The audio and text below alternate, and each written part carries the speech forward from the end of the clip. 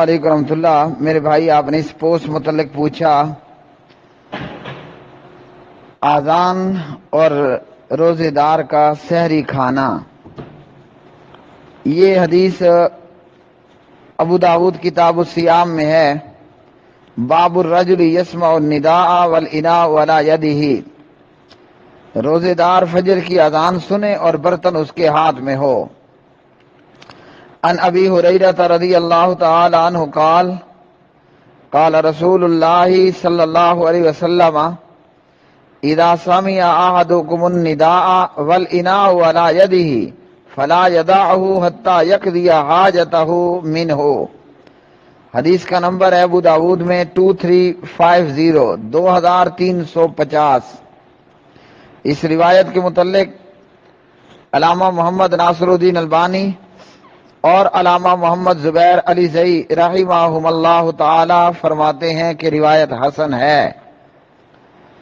پیارے نبی جناب محمد الرسول اللہ صلی اللہ علیہ وسلم نے فرمایا، تم میں سے جب کوئی آزان سنے، یعنی آزان فجر، اور برتن اس کے ہاتھ میں ہو، گلاس اس کے ہاتھ میں ہو، جگ اس کے ہاتھ میں ہو، کپ اس کے ہاتھ میں ہو، تو اس برتن کو وہ رکھے نہیں بلکہ اپنی ضرورت کو پورا کر لے۔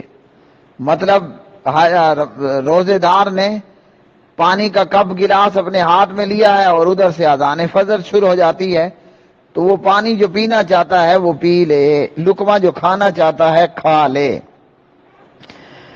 اس حدیث سے یہ معلوم ہوا کہ بندہ اذان شروع ہو اور یعنی بندے کے روزے دار کے ہاتھ میں گلاس تھا پانی کا اور اذان شروع ہو جاتی ہے تو وہ گلاس پی لے، گھونٹ پی لے، لقمہ کھا لے۔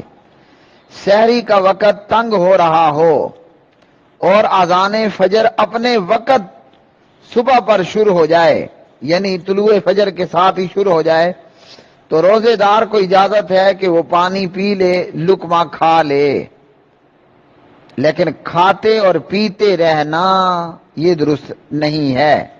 یہ کب ہے؟ کہ جب آزان فجر اپنے وقت پر شروع ہو۔ ہمارے ہاں ایسا ہوتا نہیں ہے، کہیں ہو تو بہت کم و پیش ہوتا ہے کہ اذان طلوع فجر کے ساتھ ہی ہو جائے، صبح صادق کے ساتھ ہی ہو جائے۔ کئی اذانیں لیٹ ہو رہی ہوتی ہیں اور مسلسل 15 منٹ بھی اذانیں ہو رہی ہوتی ہیں، تو پھر یہ حدیث یہاں فائدہ نہیں دے گی۔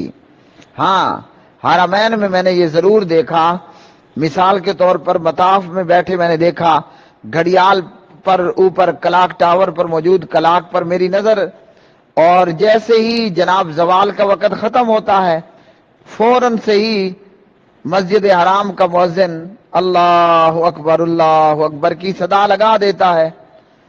تو اگر ایسا یہاں بھی ہو کہ سحری کا وقت ختم ہو رہا ہے اور اذان فجر اپنے وقت پر شروع ہو جائے، تو پھر وہ گلاس، وہ لقمہ آپ پی سکتے ہیں، کھا سکتے ہیں، ورنہ نہیں۔